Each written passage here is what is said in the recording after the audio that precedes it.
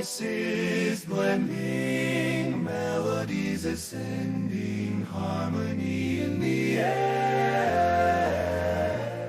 Our songs are never ending. In the barbershop we create magic. Brad and John Show, yeah, it's pure classic. No instruments needed, just our vocal range. Notes flying high, it's our musical exchange. Tracy's station may try, but they can't compete. Our barbershop style, it can't be beat. Oh, the harmony of voices, so sweet. In the barbershop of life, our tunes will repeat. No need for instruments, no need for a band. Just the Brad and John Show, the finest in the land.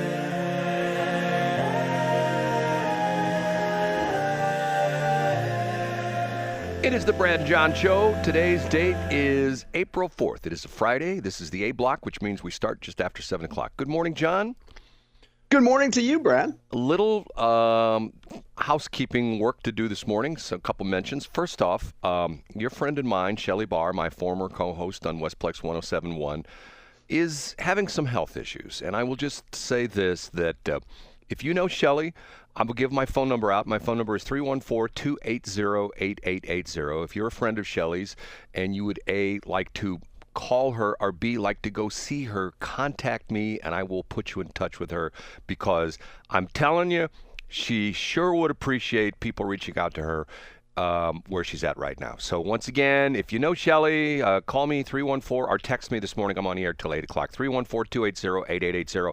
I will tell you, A, either how to call her, or B, where to visit her at, and she sure would appreciate that. Okay, number 2. John, something really weird happened yesterday, okay? Okay, I'm ready. I love weird stories, and it's not even crazy weird story block. It's not a crazy weird story block. I'm a video guy. As crazy as it may sound, I've been a radio guy for 52 years, but I've always done a lot of video as well, too. Matter of fact, I guess my minor, whatever you want to call it, was in television journalism. We did a ton of that when I went to SIU Edwardsville, had a beautiful studio. So I just love videos. And someone sent me a video of Trevor Noah. You know who Trevor Noah is? Yeah, he's the big liberal guy. Right. Black guy, right? No. Well, I don't know if he's black. He's South African or something. I guess he's something. Right? I guess he's non-white. Go ahead. Black. Okay, do you know who Simon Sinek is? S-I-N-E-K. Do you know? No, I don't. Simon Sinek is one of these, I guess, one of the latest new relationship guru kind of guys, okay? And sometimes people send me these things, and sometimes I watch them, and I'm going like, I don't know. I have to tell you, this one really hit home with me, and I probably watched it. Matter of fact, it's just, they're doing some kind of a seminar. Simon and Trevor are up on stage. It's some kind of a thing where people pay to listen to these, smart people talk about stuff like that. And there's not much visual to it. Well, there is. It's just camera going back and forth between the two, and there's a wide shot of the crowd and the whole bit, that kind of stuff. But you can listen to it driving, which I did 2 or 3 times yesterday, okay?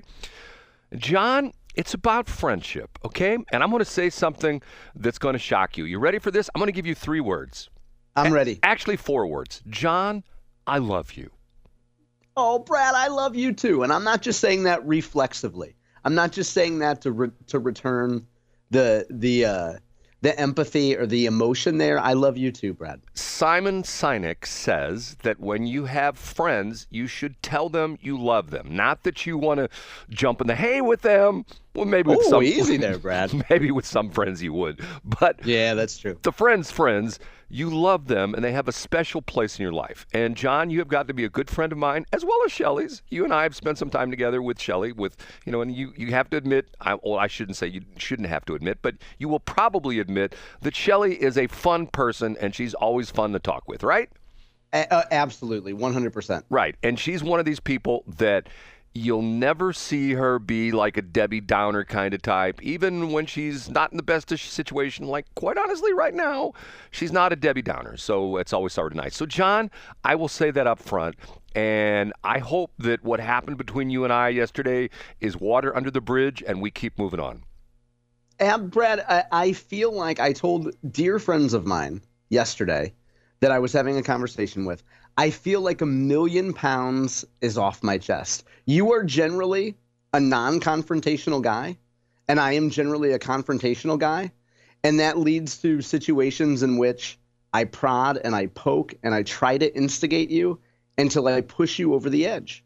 And then we have a conversation, and then I think we both feel fantastic about it, Brad. You are so important in my life, Brad. Well, John, the interesting thing about this, and I don't want to make this sound like the bro love session or stuff like that, but the interesting thing about this is that, like, for example, a couple weeks ago, I took off early to go down to Jefferson City. By the way, I got my new driver's license. I should send you my new picture. The mailman delivered it? That's surprising. Yes, believe it or not. They said it was going to take 4 to 6 weeks. I think it took like 10 days or something like that. Anyway, when I went down to Jefferson City on that Friday, I guess it was 2 weeks ago today.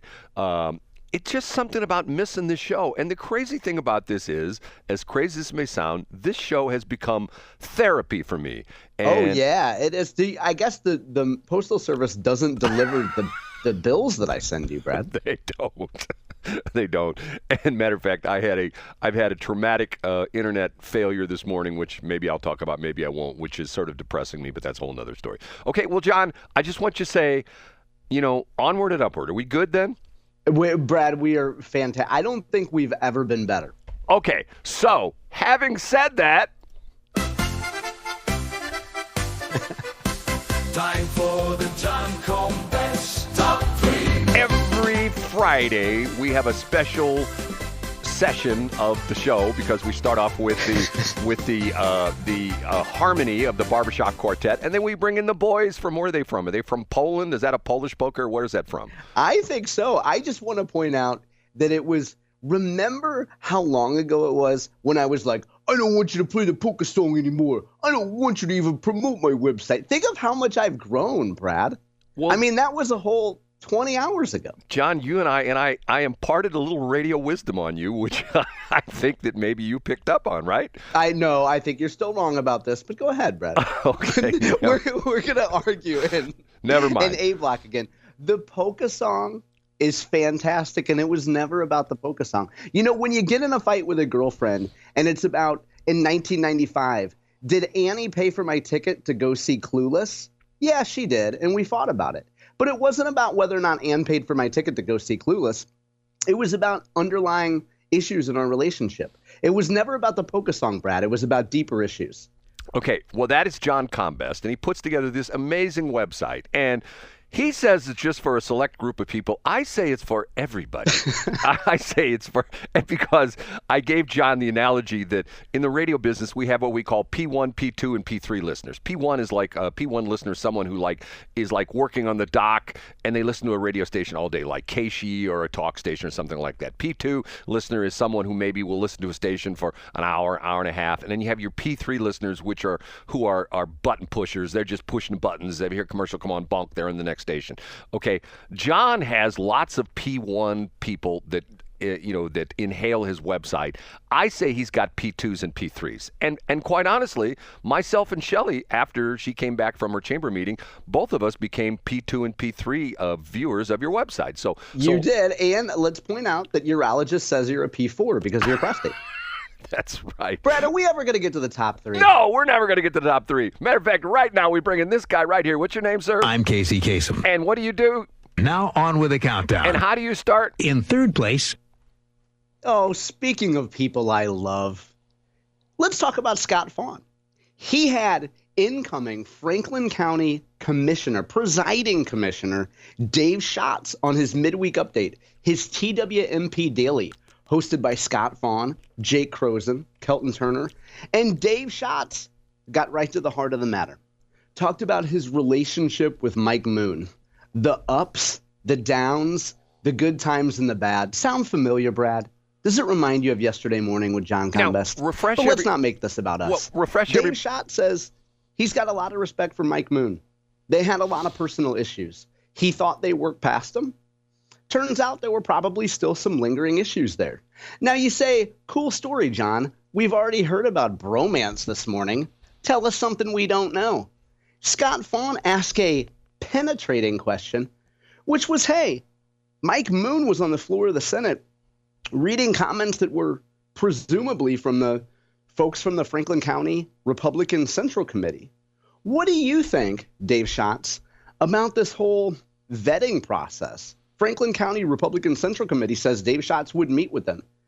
Dave Schatz had an answer, and he said, that's true. I didn't meet with the Franklin County Republican Central Committee. And Dave Schatz's version of the story is that Ben Brown, who's now a state senator, before Ben Brown was a state senator, he was the head of the Franklin County Republican Central Committee. And Dave Schatz had a good relationship with him and told him, by the way, Dave Schatz back then was running for U.S. Senate. That's what this meeting and endorsement was about. In 2021, a friend of Dave Schatz, a guy named Ed Emery, passed away. Governor Parson asked Dave Schatz if he wanted to fly on the plane to go down to Lamar, Missouri to pay his respects. Dave Schatz went to the funeral of his friend and colleague, Ed Emery, and missed the Franklin County Republican Central Committee vetting meeting, candidate interview process. And, you know, Franklin County Republican Central Committee, I think it's fair to say, took that personally. To quote Michael Jordan, they took that personally. And there's been a little bit of acrimony there since. Schatz says he's happy to come in and answer any kind of questions about the gas tax that he sponsored, any other positions that he has. It seems like there's just been some acrimony, some bad blood there that goes back at least to 2021. So I would suggest folks check that out. Scott also broke the news on the show that former state representative John Weeman, who's from St. Charles County, was just named the executive director of the Missouri Consolidated Health Plans. So that's a good gig for an ex-legislator. So really good interview that Scott and Jake and Kelton did with Dave Schatz yesterday. And one more piece here, Brad, in this monologue on Dave Schatz. I would point out that Scott asked at the very beginning, so are you like Franklin County Presiding Commissioner-elect? Like, what's your title? And Dave said, well, it's pretty much done. He doesn't want to be Leon Lett of the Cowboys and fumble before the finish line. But there had been some confusion of whether Mike Moon would actually try to pick this up again. But it appears as though it's a done deal, and Dave Schatz is the new Franklin County Presiding Commissioner. Until the next election, correct? Yeah, you're exactly right. And, you know, Scott brought up a good point, which was, hey, for folks who aren't crazy about Dave Schatz or for folks who want to have their own candidate, I thought this was a very prescient point by Scott. If you choose to accept this appointment from Governor Kehoe, you better be ready to have somebody run against you. And that's just that goes along. That's part of the deal, you know? You know, you and I could talk all morning about this candidate vetting thing, which I'll go on record and say I think it's wrong. And I'm still surprised that our buddy, you know who I'm talking about. I would call him your buddy, but go ahead. You don't like him. Well, now that I'm not fighting with you, Brad, I have to have somebody else to fight against. Okay, I pronounce his name incorrectly. Give me his name correctly pronounced. It is Mark McCloskey. There is no U in McCloskey. Okay. It's McCloskey. McCloskey. Okay. Mark McCloskey came on this very station and talked about how great the vetting process is. And my point is that if Mark was running for office, he would not pass the vetting process. Get what I'm saying? I don't know. I think Mark would bend his answers enough. I think he's creative enough. Remember, he holds the world record for overhead military press. He set that when he was in high school. So I think that he's strong enough mentally and physically to get around a candidate questionnaire. Me personally, I've never forgiven Dave Schatz for the gasoline tax. I think that was just absolutely positively ridiculous. And it's another perfect example of government sticking it to you and then say, well, we really didn't stick it to you because if you keep all your receipts and you fill out this 14-page form at the end of the year and you send it to us, we'll think about refunding your extra 5 cents a gallon tax. Yeah. Well, right. Hey, Brad, I know we're short on time here. And speaking of people you'd like to stick it to, let's get to story number 2. Up a notch to number 2. Well, there's probably 2 people that fit that bill. Anna Paulina Luna Brad, you smartened me up to her earlier in the week, back when you and I were still feuding. And I looked up her picture and thought, okay, there you go. And let's get to the main point of number 2, though. Annie Frey show had the great Congressman Eric Burlison on yesterday to talk about what the heck is going on in Washington, D.C. And I think Congressman Burlison put it in perfect perspective, which was this. We're here, this is quote, we're here, we have a $2 trillion annual deficit. We're at $37 trillion in debt. We got tax cuts that are about to expire that we need to renew. And we're talking about maternity leave for just a handful, whoever in Congress. And I'll tell you, Annie, there's not a whole lot of members that are within the childbearing years. Burlison's point is, look, we have so much important stuff to do. And this week, we ended up getting in a fight amongst Republicans about whether or not you should be able to vote by proxy if you're carrying a child, or if you have a headache, or if you have long COVID, or if you got a bum hip and ankle and eyeball like Brad Hildebrand. Brad's not asking to do this show by proxy. He's actually here. I love Burlison's point. Why are Republicans getting distracted by stuff like this when they should be cutting spending? I agree with you 100%, John. I mean, I understand where Anna Paulina Luno, what a name she's got, Anna Paulina Luno is coming from. But by the same token, I heard somebody the other day talk about this, and they say, look, she's a woman, and I know people are going to go, oh, my God, I can't believe you said that. For centuries, women who have had killed kids pack their kids up, take them hunting and gathering and into the fields and stuff like that. And you know what? As a guy, I used to do that with my kids. I grabbed my kids. Absolutely, Brad. Of course you do. I took my kids here, there, and everywhere, to the point where I can still remember when my first son was born, I went downtown to buy a computer monitor, and I walked with holding my box with my son sitting on top of the box, the computer monitor, and people going like, oh, isn't that cute? You got your kid sitting on your computer. I mean, I'm not trying to say I'm great, which I'm not, but I don't know. I have mixed emotions about this, and I do agree that if you this is my thing with politicians. If you run for the office, then you should be prepared to make the sacrifices that are associated with the office. Does that make sense, John? It does, and only play golf twice a week. You're right. That's always been one of your conditions. But then again, I'm talking to a guy that got thrown out of a golf course country club. You know who won't get thrown out? A guy in story number 1. The number 1. Josh Hawley has had many lives. People like Brad Hildebrand poke him because he, once ran a ladder ad and then actually ran for higher office. But he has struck quite a populist stance, especially as it relates to good old working class issues. He was up for election last year. He became Josh Hoffman Hawley Hoffa. Gosh, I botched that one. Anyway, here's his latest populist thing. Can we talk about the post office a little bit? That's what Hawley says. What is going on there? The headline from the Post-Dispatch is Kim Bell. Mail delays stretch for weeks in St. Louis. Josh Hawley and others want an audit. Now, there was an audit done of the postal system in the Midwest, but it mostly focused on Kansas City. So Josh Hawley and other Republican members of the delegation sent a letter to the Inspector General of the U.S. Postal Service and said, look, you guys looked at Kansas City in the Midwest a couple years ago. It didn't even include an examination of St. Louis. What is wrong with you guys? Now, I'm going to ask you a tough question. It's not very tough, I guess. Which 2 members of the Missouri congressional delegation do not support a close look at the U.S. Postal Service? These are senators or reps? U.S. representatives. Who don't?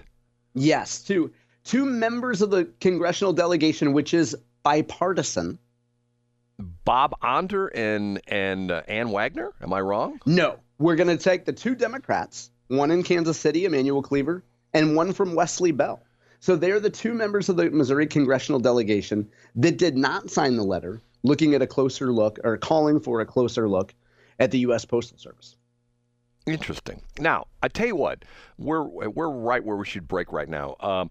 Let's pick this up in B block because there's two things I want to discuss with you in B block. First off, let's start with the post office thing because I have a couple comments about that, which I scratch my head because I'm still a guy that I still like going to the post offices. And I have a story as well, Brad. I have the tracking of a package I mailed up in front of me. I want to talk about that. That should be interesting because I've had my issues with tracking and stuff as well, too.